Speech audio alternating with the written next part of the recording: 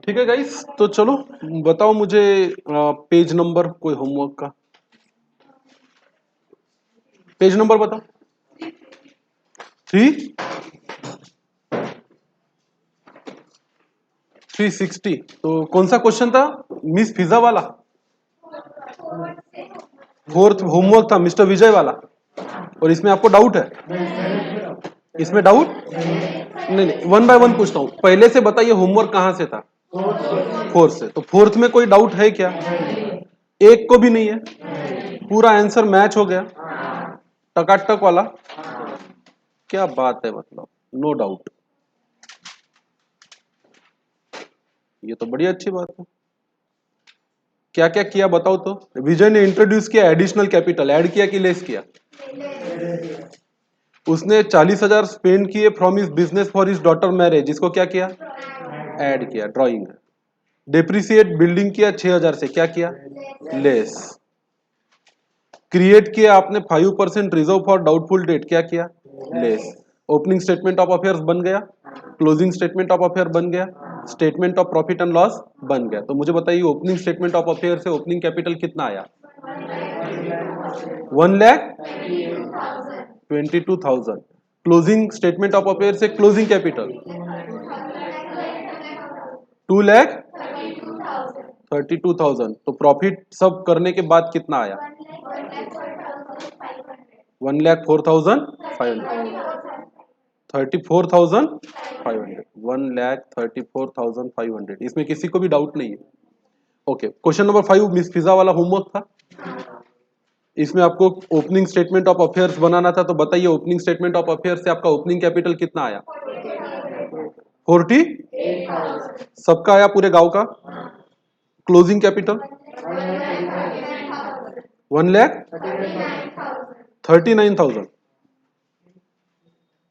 तो एडजस्टमेंट करने के एडजस्टमेंट बता देते एक बार। मिस फिजा ने ट्रांसफर किए 2,000 per month during the first half year, मतलब 2,000 मल्टीप्लाइड बाय 6 कितने होते हैं? 12,000। और 1,000 per month for the second half, मतलब 6,000। ये ड्राइंग है, इसको क्या किया आपने? ऐड किया। She sold her private asset for 40,000 and bought the capital, capital introduction है, इसको क्या किया? Minus. She also to goods worth 12,000 for private use, ये भी ड्राइंग है, इसको क्या किया? ऐड किया। प्लांट एंड मशीनरी को डिप्रिशिएट करना है, इसको क्या किया? माइनस। आरडीडी बनाना है डेटर का, कितने रुपए का आरडीडी बना? ये रहे डेटर, 45,000 के डेटर पे कितना परसेंट? 5%, 2,250। इसको क्या किया?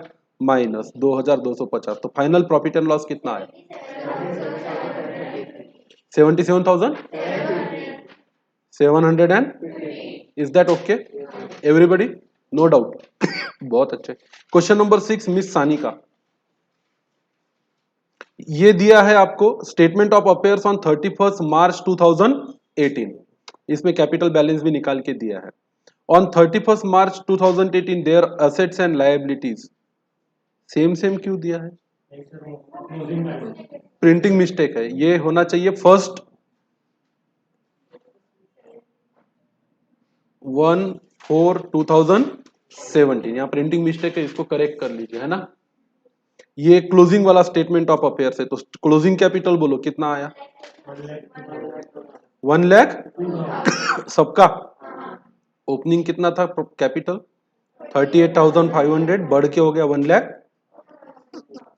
ड्राइंग को ऐड करोगे कि लेस? ऐड करोगे, कितना? 5,500। प्लांट एंड मशीनरी को पहले से पता किया गया कि ये ओवर वैल्यूड है, कितने परसेंट से? 5% से। मतलब 100 की चीज ऑलरेडी कितने में दिखाई है? 105 में। वो कहां दिख रहा है वो 105 वाला पार्ट? ये 42,000। तो आपने इसका डेप्रिसिएशन चार्ज किया 42,000 डिवाइडेड बाय कितना? 105 मल्टीप्लाइड बाय 5 कितना? और ये 2,000 को प्लस किया कि माइनस किया? माइनस। क्या नाम दिया इसको? Over valuation of a fix asset. And stock was found to be under valued by कितना परसेंट? 20। क्लोजिंग स्टॉक कितने का था? 38,000। ये ऑलरेडी अंडर वैल्यूड है, कितना परसेंट से? 20% से। तो आपको करना चाहिए स्टॉक की वैल्यू 38,000, इसको डिवाइड करना चाहिए कितने से? 80 से। मल्टीप्लाई करना चाहिए 20 से। स्टॉक की वैल्यू बढ़ाओगे तो ये प्रॉफिट होगा कितने रुपए का? 9,000 500। ये प्रॉफिट है इसलिए इसको क्या करना पड़ेगा, ऐड करना पड़ेगा। किया क्या सबने? RDD was to be created at 10% on what, debtors. हमारे डेटर्स कितने, 25,000। तो 2,500 का क्या करोगे, आरडीडी करोगे और इसको क्या करोगे, माइनस। Is that okay? यहां तक इंटरेस्ट ऑन कैपिटल अलाउ करना है आपको, मतलब ये बिजनेस के लिए एक्सपेंस है, इसको क्या करोगे आप, माइनस। अब कौन सा कैपिटल लोगे, क्लोजिंग कैपिटल। क्लोजिंग कैपिटल आपका कितना आया था, ओपनिंग कैपिटल कितना, 38,000। इसका कितना परसेंट, 10%, कितना आता है 3850। इसको क्या करोगे, माइनस। तो बताइए फाइनल आंसर कितना आया, प्रॉफिट 17,70150। ये फाइनल प्रॉफिट है आपका, पूरे गांव का आया। अगर मैं उठ के आया चेक करने तो सबके कॉपी में दिखना चाहिए। ठीक है, 7th में आपको डाउट है। मिस्टर सुहास कमेंस किया business with a capital of 1,50,000 on 1 April. तो ओपनिंग कैपिटल पता है आपको कितना है, 1,50,000। On first his financial position on 31 March, उसके पास कैश था, स्टॉक था, डेटर्स थे, प्रीमाइसेस थे, व्हीकल्स थे, क्रेडिटर्स थे और बिल पेएबल्स थे। ये बात समझ में आ गई। तो इसका क्लोजिंग स्टेटमेंट ऑफ अफेयर बना के क्लोजिंग कैपिटल बता दो कितना है, 1,172500, 171,500। ये आ गया, यहां तक कोई डाउट नहीं है। मतलब आपको ओपनिंग कैपिटल पता है, क्लोजिंग कैपिटल पता है, दिक्कतें नीचे है। He bought additional capital of 10,000 on 38 September. Interest on capital provide करना है कितने परसेंट से, 5। तो पहले तो एडिशनल कैपिटल 10,000 को क्या करोगे, माइनस। अरे हाँ कि ना, ठीक है। अब इंटरेस्ट ऑन कैपिटल देना है, तो ओपनिंग कैपिटल कितना था, 1,50,000। इस पे पूरे कितने महीने का, 12 महीने का, कितना परसेंट, 5%। कितना आता, 7,500। और एडिशनल कैपिटल लाया था कितना, 10,000। इस पे कितने महीने का, 6 महीने का, कितना परसेंट, 5%। कितना, 250। तो टोटल कितना होता है, 7,750। ये है इंटरेस्ट ऑन कैपिटल, इसको माइनस करोगे। यहां किसी को डाउट? उसने विड्रॉ किए 15,000 for personal use on which interest is to be charge at कितना परसेंट पर एनम, 5%। कुछ दिया नहीं है तो डायरेक्ट डायरेक्ट 15,000 पे कितना लगा देने का, नहीं 6 महीने का नहीं। अच्छा यहीं पे डाउट था आपको, तो विड्रॉ किए 15,000 फॉर पर्सनल यूज, तो 6 महीने का लगा डालो। चलो 15,000 पे कितना परसेंट, 5%। कितने महीने का, 6 महीने का। बोलो कितना होता है, 375। राइट ऑफ करने बैड डेट आपको, ये एक्सपेंस है, इसको क्या करेंगे, माइनस। तो आंसर आया कितना ये सब करने के बाद, 18,625। और आपका कहना है पीछे ये आंसर दिया हुआ नहीं है। पीछे कितना दिया है, बिल्कुल बिल्कुल घबराओ मत, जो आपका आंसर है वही आंसर क्या है, सही है, 18,625। अगर सब सही किया है तो चलो,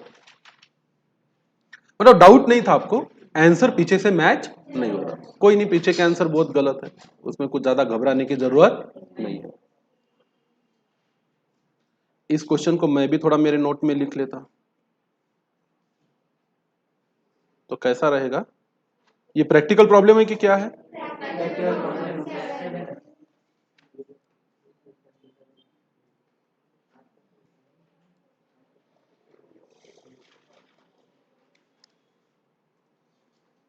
practical problem number 7। Text book का पेज नंबर बताओ फिर, 360। तो भाई इसमें आपका कुछ नोट्स मैं लिख लेता हूं, ठीक है। नेट प्रॉफिट कितना है, 18,000, यही रहेगा, सही रहेगा।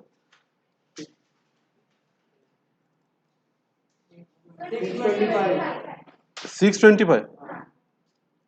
Answer in text book is wrong, ठीक है।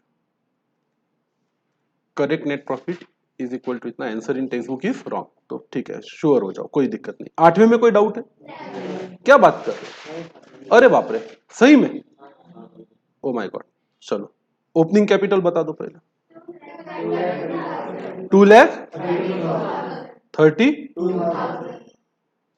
और क्लोजिंग कैपिटल 2,88,000 पूरे गांव का आया। क्या बात है। During the year he has withdrawn 25,000 for his private purpose. Drawing है, इसको क्या करोगे? Add. And goods of 3,000 for household use, इसको भी क्या करोगे? Add. On 1 October he sold his household furniture 4,000 का एंड डिपॉजिटेड द सेम, ये कैपिटल है, इसको क्या करोगे? Minus. Provide depreciation on plant and machinery at 10%, assume addition were made on the 1 अक्टूबर 2016। तो ढूंढना पड़ेगा किस पे है? Plant and machinery. तो इस 90,000 पे पूरे 12 महीने का और ऊपर के 20,000 पे 6 महीने, ये ठीक है। तो कितना आया डेप्रिसिएशन दोनों मिला के? तो 10,000 का डेप्रिसिएशन, इसको क्या किया आपने? माइनस। हो तो गया, फिर इसमें तो कुछ है ही नहीं। तो बताओ नेट प्रॉफिट कितना है? 60। पीछे से भी मैच हो गया। ये क्वेश्चन का नंबर नहीं दिया, ये क्वेश्चन नंबर क्या होना चाहिए? 9 होना चाहिए। 9 भी टैली हो गया। ओपनिंग कैपिटल बता दो। 1,67,000। Closing capital 2,26,000। बड़ा अच्छा। पीटर ने विड्रॉ किए 15,000 from business for his personal use. Drawing है, क्या करो? ऐड। उसने इंट्रोड्यूस किया एडिशनल कैपिटल 10,000, इसको क्या करो? माइनस।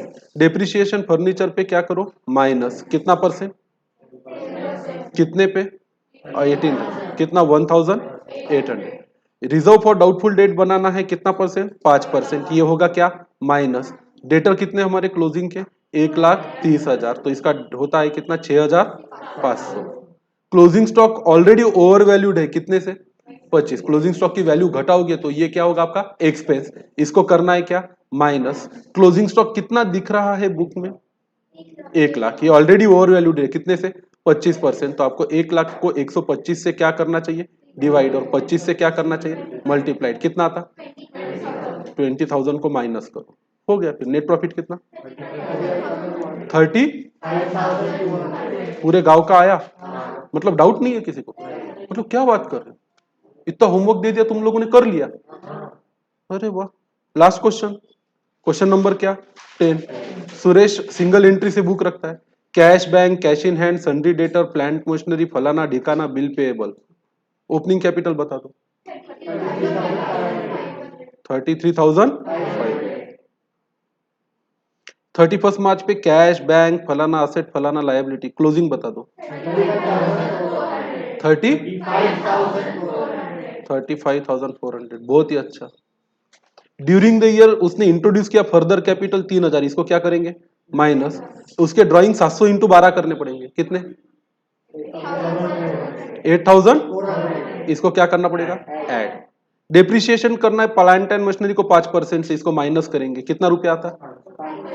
500। आरडीडी बनाना है 5% से, इसको भी माइनस करेंगे, कितना आता है? 400। ओए तेरी, सब तो बन गया। कितना आया प्रॉफिट? 6,000। क्या बात है, मतलब ओहो। तो फिर अपन एक खुशी का मौका है आपके लिए कि ऑफिशियली आज अपना सिलेबस क्या होता है? Officially syllabus of standard 11 ends on, तारीख क्या है आज की? 15 जनवरी 2021। तो हम 12th स्टैंडर्ड स्टार्ट करें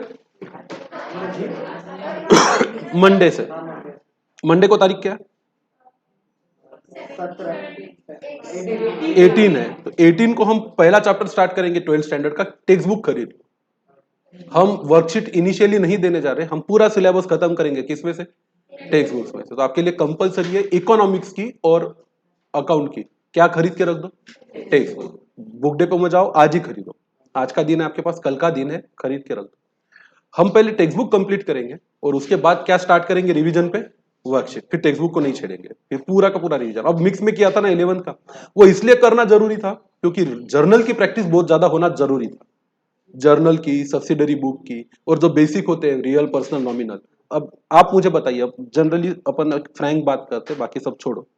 व्हाट डू यू थिंक, क्या लगता है आपको कि आपका 11th में एजुकेशन कैसे हुआ? Are you satisfied with your own preparation? अगर इतना वॉल्यूमनस टेक्स्ट बुक अपने आंखों के सामने ला के खुद से बात करो कि ये पूरा टेक्स्ट बुक की हर वो बात जो इसमें लिखी हुई है क्या मैं समझ पाता हूँ या नहीं समझ पाता, तो आपका जवाब हाँ रहेगा या ना रहेगा? पक्का हाँ रहेगा। तो मतलब ये जो पूरा इंडेक्स है अपना, जिसमें हम अपना introduction to bookkeeping and accountancy, ये नहीं हुआ एक्चुअली, इसको पढ़ना चाहिए। मैंने वर्ड टू वर्ड पढ़ाया नहीं, हम पढ़ेंगे, इसकी रीडिंग करेंगे। उसके बाद meaning and fundamentals of double entry अच्छे से हुआ है आपका। जर्नल आप किसी भी लेवल की कैसे भी पास कर सकते हो, कंबाइंड भी और सेपरेट भी।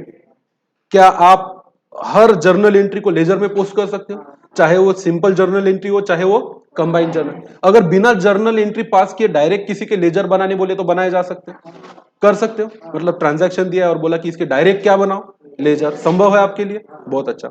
सब्सिडरी बुक में एंट्री पास करना आता, सब्सिडरी बुक में पास की गई हुई एंट्री को लेजर में पोस्ट करना आता, उसमें कोई अड़चन है किसी को?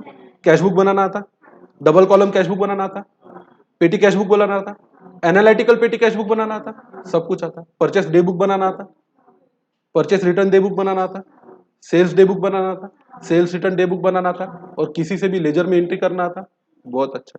बैंक रिकंसिलिएशन स्टेटमेंट बना लेते हो, पक्का? अगर एक महीने का कैश अकाउंट और उसके उसी महीने का पासबुक दिया है तो बीआरएस बनाना आता।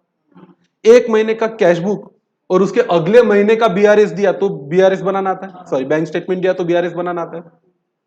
अगर वर्बल क्वेश्चन रहे कि क्या ओमिट हुआ है क्या नहीं, तो बैंक रिकंसिलिएशन स्टेटमेंट बनाना आता है, बहुत अच्छी बात। डेप्रिसिएशन में स्ट्रेट लाइन मेथड और डब्ल्यूडीवी, इन दोनों ही मेथड से हमें नॉर्मल डेप्रिसिएशन कैलकुलेट करना आता है। अगर मशीन 1 मशीन 2 मशीन 3 है, बीच बीच में खरीदी बीच बीच में बेची, तो उसका अकाउंट बनाना आता है। प्रॉफिट या लॉस ऑन सेल निकालना आता है, अरे बिल्कुल आता है, कॉन्फिडेंस से करना आता है, शाबाश। क्या एरर को हम रेक्टिफाई कर पाते हैं? अगर एरर रेक्टिफाई करने के लिए सबसे जरूरी क्या है? जर्नल। सही जर्नल पता होगी तो क्या पता चलेगी? एरर की एंट्री पता चलेगी, अदरवाइज उसमें फिर क्या आ जाएगी आपको? तकलीफ। फाइनल अकाउंट बनाना आता है, और प्रैक्टिस करनी चाहिए कि नहीं करनी चाहिए फाइनल अकाउंट की? जरूरत नहीं है, जितनी हुई है उतनी काफी है। अब बनाएंगे फाइनल अकाउंट 12 स्टैंडर्ड के पहले ही चैप्टर में, पर प्रोप्राइटरशिप कंसर्न का नहीं, किसका? फाइनल। सिंगल एंट्री सिस्टम अभी अभी हमने खत्म किया, तो ये हमारा सिलेबस था, और ये सिर्फ सिलेबस नहीं था, एक बात ध्यान में रखो, ये है आपका फाउंडेशन। आपकी पूरी न्यू आपके करियर की, आपके भविष्य की किस पे निर्भर है? आपके 11 स्टैंडर्ड के स्टडी पे। अगर आप कॉन्फिडेंटली कहते हो कि 11 स्टैंडर्ड का अकाउंट मेरा बहुत अच्छा बना है, तो मेरे एक बात को हमेशा याद रखना, आपको जीवन में कभी भी कहीं पे भी किसी भी लेवल पे पढ़ लो, कभी क्या नहीं जाएगी? दिक्कत। और not only account, not only account, इस फील्ड का कोई भी सब्जेक्ट पढ़ लो, फिर आने वाले समय में चाहे आप टैक्स पढ़ो, चाहे आप आने वाले फील्ड में कॉस्टिंग पढ़ो, चाहे आप आने वाले समय में फाइनेंशियल मैनेजमेंट पढ़ो, या थोड़ा बहुत मैथ्स पढ़ लो जो रिलेटेड है हमारे कॉमर्स फील्ड से, आपका अगर अकाउंट अच्छा है तो आप देखोगे कि आपको हर सब्जेक्ट जमता, और जिसका अकाउंट अच्छा है उसको थ्योरी में भी बहुत बेनिफिट होता। क्या इन सब चैप्टर की थ्योरी क्वेश्चन के आंसर हम कर पाएंगे? फिल इन द ब्लैंक्स बन पाएंगे, मैच द पेयर कर पाएंगे, वन सेंटेंस कर पाएंगे? इतना कॉन्फिडेंस अगर है तो मुझे नहीं लगता कि 12th स्टैंडर्ड में आपको स्ट्रगल करने की जरूरत पड़ेगी। 11th भले मार्क्स हमारे बोर्ड में पकड़े नहीं जाएंगे, पर 12th में अगर आपका ड्रीम है आपको कितने लाने हैं अकाउंट में? 100 आउट ऑफ, मैं तो चाहता हूं मेरी बैच में कम से कम 10 प्लस बच्चे ऐसे हो जो इस साल कितने मार्क्स लाए बोर्ड में? 100। और वो 10 कौन से मुझे पता है, आज ही पता है। पर इसका मतलब ये नहीं कि अपन ओवर कॉन्फिडेंस में जाए, नजर हटी दुर्घटना घटी। इवन 99 इज नॉट एक्सेप्टेड, 100 मतलब कितने चाहिए? 100। सिली मिस्टेक में ही जाएगा। एक मार्क अगर कहीं कटता है और 99 आते हैं तो इसका मतलब ये नहीं कि आपका इंटेलिजेंस कहीं कम है, वो कटेगा तो 100% किस में कटेगा? सिली मिस्टेक में। मतलब पता था, बाहर आके कोई बता दे एग्जाम के बाद कि अरे ये नहीं ये चाहिए था, तो आप बोलो हाँ यार मुझे भी पता था ये था, पर पता नहीं मैंने ये क्यों लिख के आ गया। इन गलतियों को थोड़ा सा टालना है, उसके लिए सबसे ज्यादा जरूरी क्या होगा 12th स्टैंडर्ड? Test series. इसका इवैल्यूएशन पेपर भी मैं खुद सेट करूंगा, और आपका ईच एंड एवरी पेपर भी मैं खुद चेक करूंगा। बस आपको 2-3 काम करना है, क्लास को रेगुलर अटेंड करना है, 12th स्टैंडर्ड में क्लास को मिस करना नहीं है। उसके बाद आपको होमवर्क रेगुलर करना है, और पूरी की पूरी टेस्ट देनी है, चाहे वो यूनिट टेस्ट हो या टेस्ट सीरीज हो। ये 3 काम सिर्फ आपको करने हैं, रेगुलर क्लास को आना, रेगुलर होमवर्क करना, और रेगुलर टेस्ट देना। क्लास को आना तो वैसे भी अपने यहाँ पे अभी कंपल्शन है नहीं, क्योंकि दोनों मोड आपके लिए अवेलेबल है। आप चाहो तो क्लास में आ भी सकते हो, आप चाहो तो ऑनलाइन कर भी सकते हो। क्लास में आओ तो ट्रैकिंग और आपका इवेल्युएशन में थोड़ा और अच्छे से कर पाऊंगा। ऑनलाइन में आप एक दिन आते हो एक दिन नहीं आते हो, इवेल्युएशन फिर भी हो जाता है जब आपकी कॉपी चेक होती है। तो 11th में भले ही अड़चने रही, कॉपी इनकम्प्लीट थी, रिमार्क मिले, रेड हो गई कॉपी, बहुत सारे चैप्टर आधे किए, कुछ ऐसे तो है ही नहीं अपने पास स्टूडेंट। पर एक बात ध्यान में रखना, हिम्मत चाहिए मेरे पास पढ़ने के लिए। अगर आपको क्या करना है, 12th स्टैंडर्ड, पहले तो अपनी मन को मजबूत करो। पहले तो किसको मजबूत करो? मन को, क्योंकि मेहनत बहुत कराऊंगा मैं। हो सकता है कि बीच में आप टूट जाओ, आपका धीरज, आपका पेशेंस, आपकी ताकत, आपकी हिम्मत जवाब दे दे, और कभी आपको यह लगेगा कि नहीं हो पा रहा है मेरे से, तो फिर फ्रैंकली मुझे बता देना, मैं पूरे सम्मान के साथ आपकी विदाई करूंगा। हाँ, ये इसमें कोई बुराई नहीं है, हाँ? दो टाइप के टीचर होते हैं, एक मेहनत करते और मेहनत करवाते। एक को करना है तो करो, नहीं करना है तो मत करो। I did my role, you do your role, इस एटीट्यूड के लोग होते हैं। तो मैं जनरली उनमें से नहीं हूं।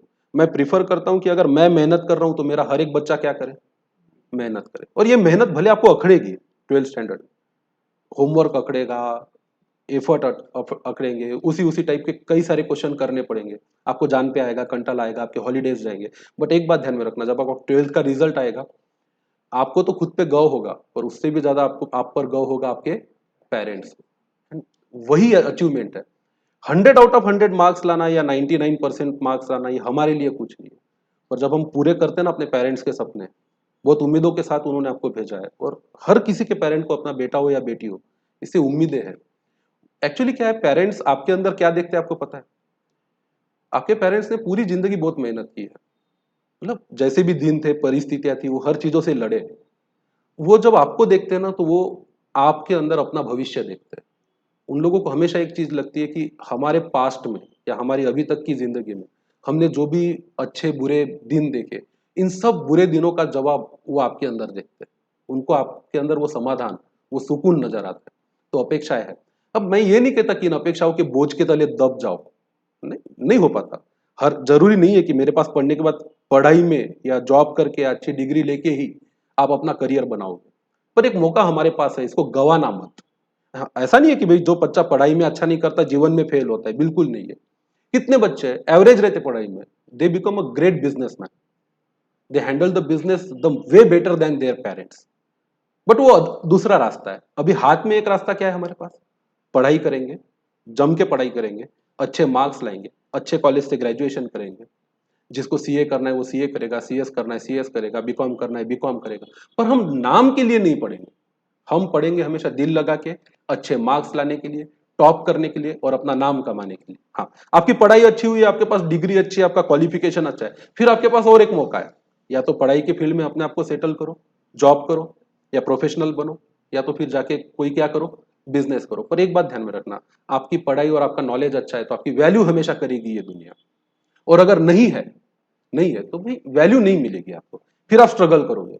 फिर हो सकता है कि अगर पिताजी का बहुत बड़ा बिजनेस नहीं है तो you will have to sacrifice कि 10,000 रुपए महीने की नौकरी में काम कर लेते हो, और आप ही देखो कि आपके ही कुछ बैचमेट 1 लाख रुपए से शुरुआत कर रहे हैं अपने सैलरी की। और बहुत फर्क है किसमें, सिर्फ एक जीरो का फर्क नहीं है, 10,000 और 1 लाख। 10,000 में इंसान वहीं का वहीं रहता, पर 1 लाख रुपए महीने की सैलरी जीवन को बदल सकता है, ना सिर्फ आपके बल्कि आपके पूरे परिवार के। तो मैं ये नहीं बोलूंगा pressure low, burden low, but honestly हमारे अंदर जितनी ताकत है, उस क्षमता से और उस ताकत से क्या करो, 12th स्टैंडर्ड के लिए काम करो और पढ़ाई करो। 1 साल देना है अपने जीवन का, जम के देना है। शायद यही सब भाषण आपको 10th में भी दिया होगा किसी ने कि बस बोर्ड है, 10th कर ले फिर जीवन सही है, और वही भाषण आपको अभी 12th में मिलेगा। तो आइए, इससे पहले कि हम कुछ और ज्यादा इमोशनल बातें करें, हम 12th का सिलेबस एक बार देख लेते हैं, बुक कीपिंग एंड अकाउंटेंसी का। ऑफिशियली हम इसको बाद में स्टार्ट करेंगे, भले मंडे से करेंगे। बस मैं चाहता हूं कि आपको चैप्टर्स के नाम बता दूं, थोड़ा पैटर्न भी चेंज हुआ है। बुक आप लेके आओगे तो ये इंडेक्स है, कुछ लिखो मत, कुछ करो मत, बस देख लो। पहला है introduction to partnership and partnership का फाइनल अकाउंट। पार्टनरशिप एक अलग टाइप का बिजनेस है, थोड़ा बहुत तो एसपी में आप पढ़े होगे ना। तो हमें दो, अभी तक तो हम सोल प्रोप्राइटर था, एक ही मालिक था, तो एक ही कैपिटल अकाउंट बनता था। यहाँ दो मालिक रहेंगे तो दो कैपिटल अकाउंट बनेंगे। फिर उनका फाइनल अकाउंट जैसा होता है, एंट्री वही होती है, debit what comes in, credit what goes out, debit the receiver, credit the giver. फर्क क्या पड़ता है, कैपिटल अकाउंट एक के जगह कितने होते हैं, दो। तो पीएनएल में हम अभी तक एक ही एंट्री मारते थे, पीएनएल को डेबिट और एक व्यक्ति के कैपिटल को क्रेडिट। अब पीएनएल को डेबिट करेंगे और कैपिटल अकाउंट कितने के क्रेडिट करेंगे, 2, 3 या 4 लोगों के, जितने पार्टनर रहेंगे उसके, बाकी सब कुछ सेम है। तो इसमें आपको शुरू तो हो जाएगा आपका 12th स्टैंडर्ड और एफर्टलेसली शुरू हो जाएगा, आपको कभी ये नहीं लगेगा कि कोई नई चीज आपको पढ़नी पड़ी। उसके बाद हम अगला जो चैप्टर पढ़ेंगे वो पढ़ेंगे bills of exchange, second chapter. ये थोड़ा नया है, बिल रिसीवेबल और बिल पेएबल, ये वर्ड आपने यहाँ पे सुने कि बिल रिसीवेबल एसेट रहता है, बिल पेएबल लायबिलिटी। इसके बाद भी उसमें काफी टेक्निकल चीजें हैं जो हमें पढ़नी चाहिए। उसके बाद जो थर्ड चैप्टर है वो हम पढ़ेंगे accounts for not for profit concern. तो दो टाइप के बिजनेस होते हैं, एक प्रॉफिट कमाने के लिए काम करता है और एक प्रॉफिट, जो सब काम तो करते, चीजें खरीदते बेचते, पर उनका मकसद क्या नहीं होता है, प्रॉफिट कमाना, बल्कि सेवा करना होता है। जैसे मैं एक मेडिकल स्टोर चला रहा हूँ मेन लाइन, तो मैं प्रॉफिट ऑर्गेनाइजेशन हूँ, मैं माल खरीदता हूँ और बेचता हूँ ताकि क्या कमाऊँ, प्रॉफिट। और एक मेडिकल है, कॉटन मार्केट के सामने धामनगांव रोड पे दर्डा धमार्क दवाखाना, वहां पे भी है, वो लोग भी खरीदते हैं मेडिसिन और बेचते हैं, और उनका मकसद क्या कमाना नहीं है, प्रॉफिट। वो आए भाव में दे देते, उसमें मुनाफा रखते नहीं है। तो इट मेक्स अ चेंज। तो काफी लोग हैं जो चैरिटी के लिए क्या करते हैं, काम करते हैं। तो आपको देखना है तो अपन एक आधा चैरिटेबल इंस्टीट्यूशन देख के भी आएंगे। हमारे गुरु है, मतलब हम काफी सम्मान करते हैं उनका, महेंद्र जी दर्डा करके, तो वो चलाते काफी सारा समाज के लिए अच्छे खासे काम करते हैं, तो जाएंगे देखेंगे कि वो कैसे चलाते हैं उनका ऑर्गेनाइजेशन। मुनोट ट्रस्ट है अपने आप में, हीराचंद जी मुनोट। अब एक क्रिटिकेयर हॉस्पिटल है, that is a kind of a profitable organisation, पर उनकी और भी कई सारी एक्टिविटीज है जहां पे पूरा हिसाब रखा जाता है, पर वो काम किसके लिए नहीं करते, प्रॉफिट के लिए। उसके बाद हम पार्टनरशिप पे और वापस आएंगे फाइनल अकाउंट पढ़ने के बाद। उसमें देखेंगे कि अगर एक दो लोग पार्टनर है, एक तीसरा पार्टनर आता है, या 3 पार्टनर है, चौथा पार्टनर आता है, तो उसको बोला जाता है कौन सा, एडमिशन ऑफ अ पार्टनर। थोड़ा चेंज होता है हिसाब किताब करते, नया व्यक्ति बीच में से आता है और आए बराबर मस्त जमाए जमाए धंधे पे अपना क्या मांगता है, शेयर मांगता है। इतना आसान नहीं होता उसके लिए, तो उसके कुछ एडजस्टमेंट्स अकाउंट में करने पड़ते हैं, उसको बोलता है एडमिशन ऑफ अ पार्टनर। कभी कभी पार्टनरशिप होती है, कुछ पार्टनर बुढ़े हो जाते हैं, किसी लोगों में डिस्प्यूट हो जाता है, फिर कोई पार्टनर बोलता है कि मेरे को नहीं रहना तुम लोगों के साथ, या मेरी एज हो गई अब मैं नहीं रहना चाहता, तो वो अपने पार्टनरशिप फर्म से क्या ले सकता है, रिटायरमेंट। तो उसका हिसाब करके उसको रवाना करो, इसकी एडजस्टमेंट है। और अनफॉर्चुनेटली कभी कभी क्या हो जाता है, 3-4 लोग पार्टनर है, कभी किसी की एन समय पे क्या हो जाए, डेथ, और वो तो चला गया, तो उसका हिसाब जो भी है, प्रॉफिट है, पैसा है फर्म में, वो सब हिसाब करके उसके घर वालों को देना होता है। उसकी अकाउंटिंग है जिसको बोला जाता है admission of a partner, retirement of a partner and death of a partner. फिर कोई नया आया नहीं, कोई गया भी नहीं, और कोई मरा भी नहीं। कोई नया आता है तो बिजनेस चलते रहता है नए के साथ, कोई चला जाता है तो बचे हुए बिजनेस चलाते, कोई मर जाता तो बचे हुए क्या चलाते, बिजनेस। फिर कभी कभी पार्टनर सोचते हैं कि धंधा ही बंद कर देना, धंधा ही क्या कर देना है, बंद, सब कुछ बेचबाच करो, खत्म करो, बिजनेस चलाना ही नहीं है। उसको बोला जाता है क्या, dissolution of a partnership form. तो पार्टनरशिप एक काफी वेटेड टॉपिक है। फाइनल अकाउंट ऑफ पार्टनरशिप एक है, एडमिशन, रिटायरमेंट, डेथ और क्या है, डिसोल्यूशन, ये टॉपिक हम पढ़ेंगे। फिर हम कंपनी अकाउंट पे आते हैं। फॉर्म ऑफ बिजनेस क्या होता है, सोल ट्रेडर, पार्टनरशिप या कंपनी। कंपनी का पूरा अकाउंट तो नहीं है आपको, पर जैसे कंपनी शेयर्स इशू करती है, पता है आपको, शेयर कैपिटल होता है कंपनी का, प्रेफरेंस शेयर्स होते हैं, इक्विटी शेयर्स होते हैं। वो शेयर इशू करते वक्त क्या जर्नल एंट्री पास करनी चाहिए, इस पे एक स्पेशल टॉपिक है जिसका नाम है कंपनी अकाउंट, इशू ऑफ क्या, शेयर्स, ये एक है, इसको करेंगे। उसके बाद दो छोटे पर कंपेरेटिवली काफी इंपॉर्टेंट टॉपिक है, वो है एनालिसिस ऑफ फाइनेंशियल स्टेटमेंट। ये थोड़ा अलग है, अभी मैं एक्सप्लेन नहीं करूंगा। और कंप्यूटर इन अकाउंटिंग नाम का एक है कि आजकल अकाउंटिंग के लिए कंप्यूटर का महत्व क्यों ज्यादा है, और जनरली टैली जो अकाउंटिंग सॉफ्टवेयर है इसके बारे में काफी कुछ इंफॉर्मेशन इसमें दी हुई है। कंपेरेटिवली आपको देखा जाए मोटा मोटी कितने चैप्टर है 12th स्टैंडर्ड में, 10 चैप्टर है। तो इसकी हम ऑफिशियली मंडे से क्या कर देंगे, शुरुआत। अब आपकी एक जिम्मेदारी भी बनती है, सबसे पहली जिम्मेदारी आपकी क्या कंप्लीट करनी है आपको, फीस कौन से स्टैंडर्ड की, 11th स्टैंडर्ड की, जितनी भी है आपकी। अगर एसपी के साथ पढ़ रहे हो तो आपकी फीस कितनी थी, 16,000, और मैथ्स के साथ पढ़ रहे हो तो कितनी है, 20,000।